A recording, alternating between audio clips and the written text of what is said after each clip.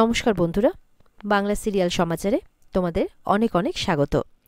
রোশনাইয়ের আজকের পর্বে আমরা দেখতে পাচ্ছি রোশনাই আর নিজের লড়াই লড়তে চাইছে না, তার বাবার জন্যও লড়তে পারবে না, তার মধ্যে নাকি আর কোনো ক্ষমতাই নেই। রোশনাই এমনটা বলছে। আরণ্যক বলছে, প্লিজ তুমি এই লড়াইটা থামিও না। তখন রোশনাই বলছে, আমার শরীরে সুরঙ্গমার রক্ত বইলেও সুদর্শনা গাঙ্গুলি হচ্ছে আমার মা, যিনি একটা বাচ্চার জন্য নিজের সমস্ত জীবন স্যাক্রিফাইস করে দিয়েছেন। আমি আর এই জঘন্য নোংরা লড়াইটা আমি আর লড়তে পারছি না। আমি এখন একা, আমার একার পক্ষে আর কিছু করা সম্ভব নয়। তখন আরণ্যক বলছে, তুমি একা কে বলেছে? আমি তো তোমার সাথে আছি। বলে, না স্যারজি, আমি একাই। এরপরে আরণ্যক গরিমাকে নিয়ে কোনো কথা বলতে গেলেও রোশনাই কিন্তু কোনো কথাই শুনছে না, বলে আমি আর কোনো কথা শুনবো না। আর ওদিকে জাহ্নবী কিন্তু রোশনাইয়ের ফোন থেকে কন্টিনিউয়াসলি আদিত্য কাপুরকে মেসেজ করেই যাচ্ছে, যা পারছে তাই লিখছে আদিত্য কাপুরকে লিখছে যে স্যারজি বিবাহিত, একজন বিবাহিত ছেলের পেছনে আমি পড়ে থাকতে চাই না। তাছাড়া তোমাকে দেখার পর থেকে আমি বুঝেছি যে তোমাকে আমি সবথেকে বেশি ভালোবাসি। এই কথাগুলো শুনে তো আদিত্য কাপুরের খুবই ভালো লাগছে। বলছে, ঠিক আছে, আমি তাহলে আমার কয়েকদিনের শুটিংয়ের কাজ আছে, সেরেই আমি কলকাতায় আসছি, তারপরে এসে না হয় আমরা বিয়ে করব। তখন এদিক থেকে জাহ্নবী লিখছে, তুমি যা বলবে। ওদিকে আদিত্য কাপুর লিখছে যে কলকাতাতেই কি আমাদের বিয়ের অনুষ্ঠানটা সেরে নেব। জাহ্নবী লিখছে, দুটি মনের মিলই তো আসল মিল, মনে মনে বিয়ে তো আমাদের হয়েই গেছে। ওদিকে আদিত্য লিখছে যে ওদিকে তোমাকে আরণ্যকের বাড়ির লোকজন তো ভালোবাসে, তো ওরা হয়তো বিয়েতে পার্টিসিপেট করবে, যদিও বা আরণ্যক কষ্ট পাবে। এদিকে গরিমা বলছে, হ্যাঁ আমরা তো পার্টিসিপেট করবোই, লিখে দাও। এবার রোশনাইয়ের হয়ে লিখছে যে বারবার স্যারজির কথা কেন বলছেন? গরিমা দিদির সাথে তো বেশ ভালোই প্যাচ আপ হয়েছে দেখলাম, ওরা ভালোই আছে। আদিত্য লিখেছে, তাই? ওকে, নো ইস্যু। এবার তনুশ্রী বলছে, ওকে লিখে দাও যাতে এই কথাগুলো এক্ষুনি কাউকে না জানায়। তো জাহ্নবীও সেই মতো করে জানিয়ে দেয় যে কাউকে কিচ্ছু বলবে না, এখন কাউকে কিছু জানাবে না। আর ওদিক থেকে আদিত্যও তাই রিপ্লাই দেয়, ঠিক আছে, আমি এখন এই মুহূর্তে কাউকে কিচ্ছু জানাবো না। ওদিকে জাহ্নবী বলছে, যদি আবার ফোন টোন করে তাহলে কি করব? তনুশ্রী বলছে, মেজু কাকামুনির এক্সকিউজ দিয়ে দাও। তখন মেসেজে লিখছে যে তুমি আবার কিন্তু আমাকে ফোন টোন করো না, আমি কখন ফোন করতে পারবো জানি না, আমি এখানে সবার মাঝে থাকি, তো আমি সুযোগ বুঝে তোমাকে ঠিক ফোন করব। আর ওদিকে আদিত্যও লিখে দেয় যে আমি আসছি। এই নিয়ে সবাই ওখানে হাসাহাসি করছে। শুধু শুধু একটা ছেলের মনকে নিয়েও খেলছে এই জাহ্নবী। ওদিকে সুরঙ্গমা বসে আছে বাড়িতে, নীলাব্জ বেরোচ্ছে। বলে, কোথায় যাচ্ছ? বলে, কেন, তোমার কি দরকার? সুরঙ্গমা বলছে, না আমি ভাবলাম তুমি মেয়ের কাছে যাচ্ছ নাকি। তখন নীলাব্জ বলছে, কোন মেয়ে? বলে, আমাদের একটাই মেয়ে, গরিমা। বলে, ভুল করছো, যবনিকা পতন হয়ে গেছে, এখন সত্যিটা বলো। দুই মেয়ে তোমার, বড় মেয়ে গরিমা, ছোট মেয়ে হচ্ছে রোশনাই। বলে, না রোশনাই আমার মেয়ে নয় এভাবে বলছে। ওই একটা লোক কাঠগোড়ায় দাঁড়িয়ে কি না কি বলে গেল, সেটা নাকি সত্যি হয়ে গেল, আমি মানি না। ওই লোকটা আর ওই বাড়ির কাজের লোক, ওই সুদর্শনা, ওদের মেয়ে রোশনাই। নীলাব্জ এবার এমনটাও বলতে বাধ্য হয়, মাঝে মধ্যে আমার এটাও সন্দেহ হয়, গরিমা আমারই মেয়ে তো। তখন চিৎকার করে ওঠে সুরঙ্গমাকে বলছে, চিৎকার করো না, গলার আওয়াজটা নিচে করার অভ্যেস করো। এতদিন আমি নরম মাটি ছিলাম, তাই তোমার কোপাতে সুবিধে হয়েছে। আমাকে, আমার মেয়েকে, আমার পরিবারকে তোমার কথা মতো চলতে হয়েছিল, কিন্তু এখন তো আর তা হবে না। সুরঙ্গমা বলছে, শাট আপ, আবার বাজে কথা। বলে, বাজে কথা তো আমি বলতে চাইনি ম্যাডাম, আমি তো বেরিয়ে চলে যাচ্ছিলাম, আপনি আমার পথ আটকালেন, তাই আমি বলতে বাধ্য হলাম। আমি আমার মেয়েদের বাড়ি যাচ্ছি। বলে, মেয়েদের নয়, বলো মেয়ের বাড়ি যাচ্ছি। নীলাব্জ চিৎকার করে বলছে, না তোমার দুটো মেয়ে, একজন যদি গরিমা হয়, একজন রোশনাই। সুরঙ্গমাও চিৎকার করে বলছে, কখনো না। সুরঙ্গমা বলছে, কতবার বলতে হবে যে এগুলো সব মিথ্যে, আর এর জন্য আমার কোনো অনুতাপ নেই। নীলাব্জ বলছে, করো না, একটু অনুতাপ করো, মেনে নাও মেয়েটাকে, তাহলে দেখবে আমিও সব অতীতের গল্প সব ভুলে যাব, করো না অনুতাপ। সুরঙ্গমা চুপ করে থাকে। সুরঙ্গমা বলছে, তুমি তো মনে হচ্ছে এরপরে রোশনাইকে দত্তক নেবে। বলে, বাহ, তুমি তো দারুণ কথা বলেছ, তুমি এত ভালো একটা আইডিয়া দেবে আমি তো ভাবতে পারিনি। সত্যিই তো, আমি তো রোশনাইকে দত্তক নিতেই পারি, তাহলে তো ওর একটা সুবিচার পাওয়া হবে। এটা শুনে সুরঙ্গমা অবাক হয়ে যায়। এদিকে আরণ্যক রোশনাইকে বলছে, আমার একবার একটা কথা শোনো প্লিজ। বলে, না আমার শোনার প্রয়োজন নেই, আমি আর কোনো কথা শুনতে চাই না। রোশনাই বলছে, আমি আর পারছি না এই দমবন্ধ পরিবেশে থাকতে। আরণ্যক বলছে, আমার জন্য তোমার দম বন্ধ হয়ে যায়? বলে, না আপনার জন্য না, তবে এই শহরটাতে আমার আর থাকতে ভালো লাগে না, আমার এই শহরটা ছেড়ে চলে যেতে ইচ্ছে করে। রোশনাই বলছে, সেটা তো আমার হাতে আছে, আমি এমন জায়গায় চলে যেতে চাই যেখানে আমার নাম পরিচয় নিয়ে কেউ প্রশ্ন করবে না। রোশনাই বলছে, আমি এই নামটা থেকে মুক্তি পেতে চাই। আরণ্যক বলছে, তাহলে তুমি আমাকেও ছেড়ে চলে যেতে চাও? বলে, আমি এখন এইসব কথা বলতে চাই না। আদিত্য ওদিকে লিখছে যে সুখে সংসার করবে। জাহ্নবীরা হাসছে।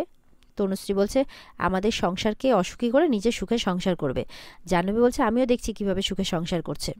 ওদিকে আদিত্য কাপুরকে লিখছে যে আমার মানে স্বপ্নের সংসার এতদিনে বাস্তব হবে। আদিত্যও বলছে আমরা দুজনেই সুখে সংসার করব, তুমি অনেক কাজ করবে, অনেক নাম করবে, তোমাকে কখনো আমি কোনো কষ্ট পেতে দেব না। ওদিকে মানে রাজা বলছে এবার কি লিখবে? তখন জাহ্নবী বলছে এবার সেই মোক্ষম কথাটা লিখব, যেটা পড়লে ওর হার্টবিট বেড়ে যাবে। লিখছে আই লাভ ইউ আদিত্য। রোশনাই বলছে আমার আর কোনো ক্ষমতা নেই। আরণ্যক বলছে তুমি পারবে রোশনাই, তুমি সত্যের সঙ্গে আছো, যারা সত্যের সঙ্গে থাকে তাদের ক্ষমতা থাকে, তারা হারতে পারে না। এরপর আরণ্যকের বোঝানোতে রোশনাই বোঝে, বলছে আমাকে সাহস পেতেই হবে। যারা আমার বাবাকে মেরে ফেলেছে তাদেরকে আমি কিছুতেই ছাড়বো না, তাদের মুখোশ আমি টেনে ছিঁড়ে ফেলবই। যেদিন আমি ওদের মুখোশ টেনে ছিঁড়ে দিতে পারবো সেদিন ওরা আমার অন্য রূপ দেখবে। বলছে কিছুতেই আমি ওদেরকে ছাড়বো না। আর স্যারজিকে থ্যাংক ইউ জানাচ্ছে তার মধ্যে এতটা সাহস জোগাবার জন্যে। আদিত্য ওদিকে বলছে আই লাভ ইউ টু। এটা নিয়েও সবাই হাসাহাসি করছে, মানে জাহ্নবীদের এখানে। আর জাহ্নবী এবার লিখছে এখন রাখছি, আশেপাশে অনেক লোক আছে। তখন ওদিকে আদিত্য বলছে ওকে ওকে ডার্লিং। এদিকে রাজা জাহ্নবীকে বলছে আরে তুমি তো আমাদের সবার গুরু হয়ে গেলে, তুমি তো জিনিয়াস। এরপরে জাহ্নবী মেসেজগুলো ডিলিট করে দিচ্ছে। রাজা বলছে ডিলিট করে দিলে প্রুফ থাকবে কি করে? বলে আরে কপি করে রাখছি যাতে পরে দেখাতে পারি, আর এখান থেকে ডিলিট করছি। তুমি কি টেকনিক্যাল ব্যাপারগুলো বোঝো না? আর আদিত্য কাপুরের কাছে তো সব মেসেজই থাকবে, প্রয়োজন পড়লে কি ও মেসেজগুলো দেখাবে না যদি রোশনাই ডিনাই করে? তনুশ্রী বলছে এতদিনে তুমি একটা বুদ্ধিমানের কাজ করেছো। জাহ্নবী বলছে এবার দেখো না কোথাকার জল কোথায় গিয়ে গড়ায়। গরিমা এবার বলছে যা কিছু করার তাড়াতাড়ি করতে হবে, নাহলে ও আমাকে যেভাবে এই বাড়ি থেকে চলে যেতে বলছে তোমরা তো দেখতেই পাচ্ছ। তখন জাহ্নবী বলছে একটু ধৈর্য ধরো গরিমা, সব ঠিক হয়ে যাবে।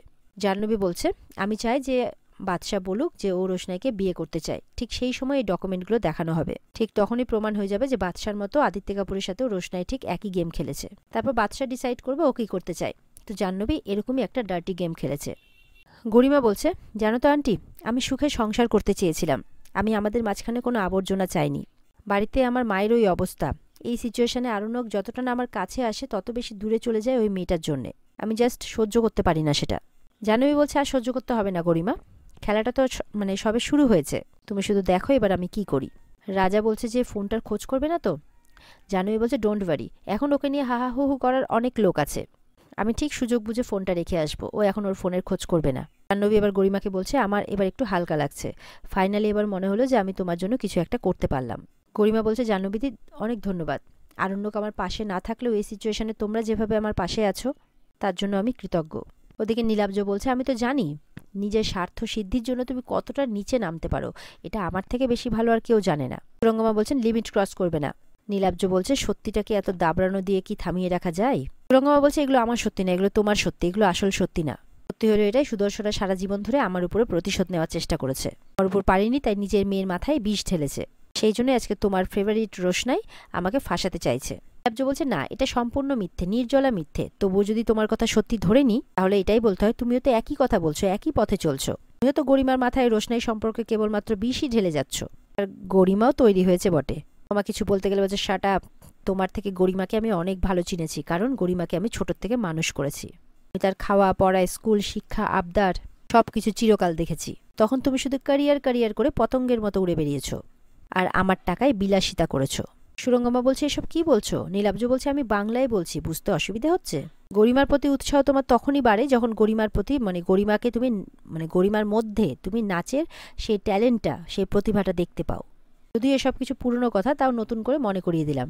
নীলাব্জ বলছে এবার আমি চলি। সুরঙ্গমা বলছে না তুমি যাবে না। নীলাব্জ বলছে আমাকে ওখানে যেতে হবে, আমার তো মনে হচ্ছে তোমারও যাওয়া উচিত ছিল, তোমার ওখানে মেয়ে আছে। সুরঙ্গমা বলছে শাট আপ, কতবার বলবো যে ও আমার মেয়ে নয়, ও কোনোদিনই আমার মেয়ে ছিল না, তোমারও ওখানে যাওয়ার প্রয়োজন নেই। নীলাব্জ বলছে আছে আছে, আমাকে যেতেই হবে, আর পৃথিবীর কোনো শক্তি নেই যে আমাকে আটকে নেবে। আমি যাব, লক্ষবার যাব, কোটিবার যাব, আর হয়তো তোমার দুর্ভাবনাকে সত্যি করব, করে রোশনাইকে আমি দত্তক নিয়ে ফেলবো। সুরঙ্গমা বলছে এত সাহস তোমার? বলে সাহসের তুমি কি দেখেছো? বলছে অনেক অত্যাচার মুখ বুঝে সহ্য করেছে সুরঙ্গমা, এবার এর ইতি টানতে হবে, তাই ইতি টানলাম অ্যান্ড গুড বাই বলে চলে যায় নীলাব্জ। আর সুরঙ্গমা নির্লজ্জের মতো হাসছে আর বলছে গুড বাই। বলছে দত্তক নেবে রোশনাইকে? নীলাব্জ মুখার্জি আমিও দেখব গরিমাকে এড়িয়ে তুমি কি করে রোশনাইকে দত্তক নাও। এরপরে দেখা যাচ্ছে আদিত্য এসছে বাড়িতে সাদা পোশাক পরে। আরণ্যককে বলছে যে রোশনাই জীবনের একটা কঠিন সিদ্ধান্ত নিয়েছে। আরণ্যক বলছে হ্যাঁ সেটা কি? বলছে রোশনাই আমার সাথে সেটেল হতে চেয়েছে, আমার সাথে থাকতে চেয়েছে। এটা শুনে আরণ্যক রেগে যায়। এরপরে রোশনাই যখন মাথাতে প্রদীপ দিতে আসছে, প্রদীপের ছোঁয়া দিতে আসছে, তখন আরণ্যক হাতটা ধরে নেয়, বলে আমার লাগবে না, তুমি আদিত্য কাপুরকে দাও, আদিত্য কাপুর ভালো থাকলে তুমি ভালো থাকবে, রেগে রেগে বলছে আরণ্যক। রোশনাই শুনে অবাক হয়। আর এখানে আজকের পর্ব শেষ হয়ে যায়। তো বন্ধুরা, এই ছিল আজকের পর্বের রিভিউ। ভালো লেগে থাকলে পর্বকে লাইক কমেন্ট করে জানাতে ভুলবে না, আর আমাদের সাথে জুড়তে আমাদের চ্যানেলকে সাবস্ক্রাইব করতেও ভুলবে না। দেখা হচ্ছে তোমাদের সাথে আগামীকালকে। পর্বের ফুল এপিসোড দেখতে অবশ্যই স্টার জলসার পর্দায় চোখ রাখবে। ভালো থেকো সবাই, টাটা।